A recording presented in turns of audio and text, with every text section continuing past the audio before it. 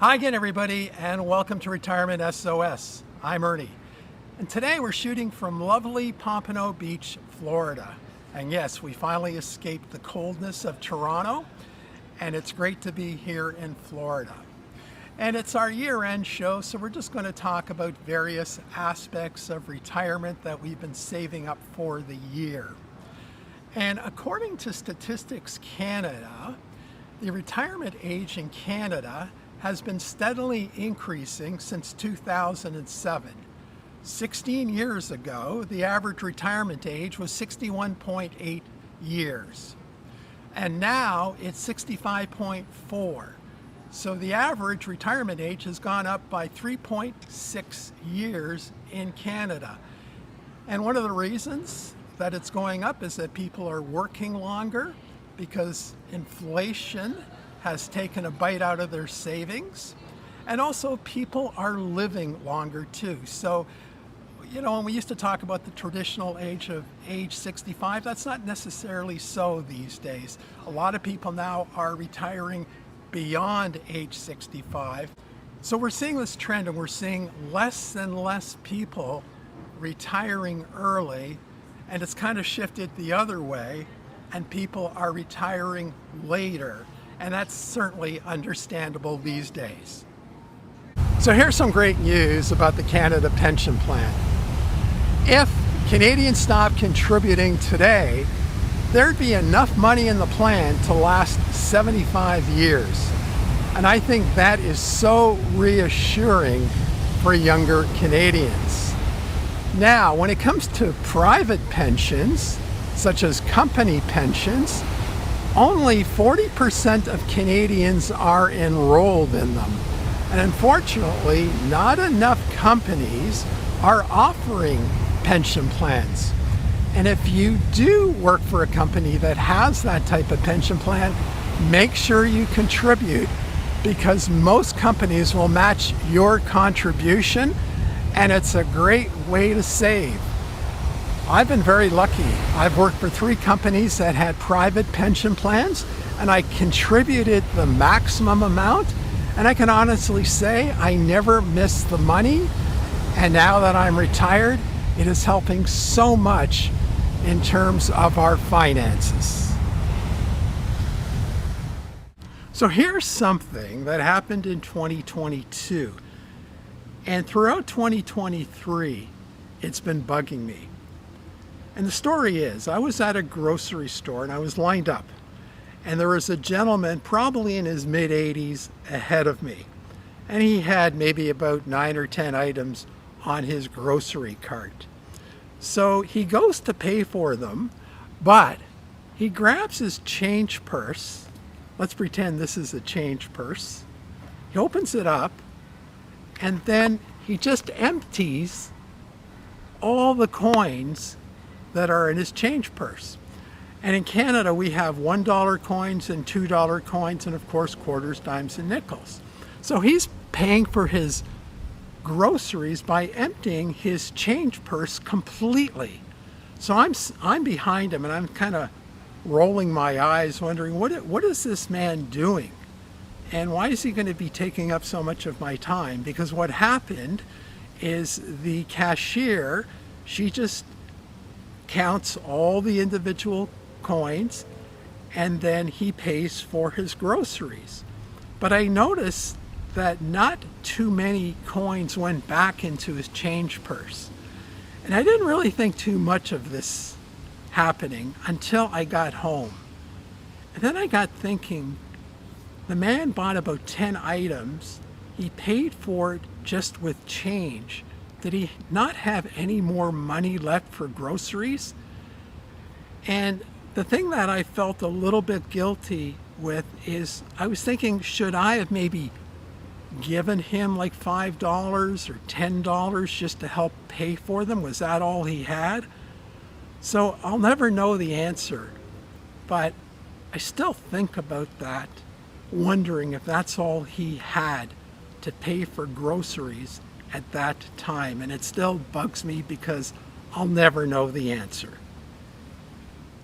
So one of my favorite quotes about aging came from Arnold Palmer, who lived to the age of 87 and passed away in 2016. And his quote is, "You know you are getting older when all the names in your black book have the designation MD after them." And isn't that so true? So the oldest person alive today is 116-year-old Maria Brañas of Spain. And she was born on March 4th, 1907. And of the 8.1 billion people on Earth, there are currently 690,175,000 people that are older than me, according to my rough estimation. So watch out, Maria, I'm catching up to you. So Beth and I are staying at the Beachcombers Resort, and they have a private beach with chairs. Now I'm off to a little bit of a late start. Beth is already down here, and I have to go find her. So you can help me find her. So let's just see where she is sitting. The staff here always do a design every day, and I guess we've got a little pyramid with a star. And I'm going to give this design a 10 out of 10. This is the best one of the week so far. Winner. Yeah. And there's the man. That's a 10. That's a 10, exactly. Thank you. All right, now let's go hunt for Beth. She's sitting here somewhere.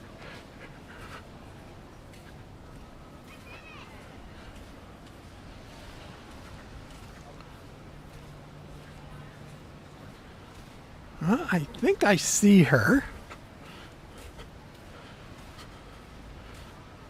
Yep, that's her.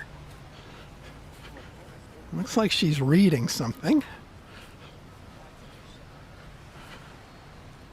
And the ocean is very, very calm today. We've had some rough waters this week, but this is about the calmest we've seen it. And let's just go to Beth. And there she is. Beth, you're working hard. How's your book? Good. Alrighty, well, I'm going to take it easy. I'm going to turn this off, and I'm going to read my book and go for a little dip into the ocean. And when I say a little dip, I mean a little dip. I'm going to go up to my knees. I find the ocean just a little bit too cold to swim in. But there are some people that brave the cold water, but I'm just not one of them. Well, somehow I have appeared here back in snowy Toronto. But you know what? I'm only here for a minute. So last June, Beth and I celebrated our 30th wedding anniversary, and I wanted to make sure that she got something special on the day of.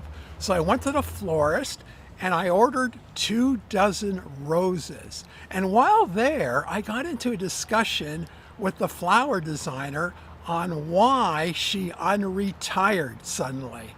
So let's go back to Pompano Beach, Florida, and hear her story. I don't know how it came up, but we started talking about retirement. And she was telling me that she had originally retired at age 61 and came back into the workforce recently at age 63. So I asked her, why did she unretire? And what happened is that her daughter graduated, had an undergraduate degree, and worked for a couple of years, but now wanted to go back to school to get her master's degree. What the mother wanted to do, the florist, is she wanted to help her daughter. So she went back to work at age 63, and her plan was to work full-time for 1 year and then part-time for the second year and retire at age 65.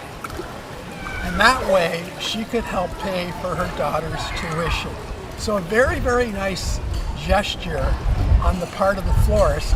And I'm going to show you a picture of the flowers, of the roses that I got Beth for our 30th anniversary.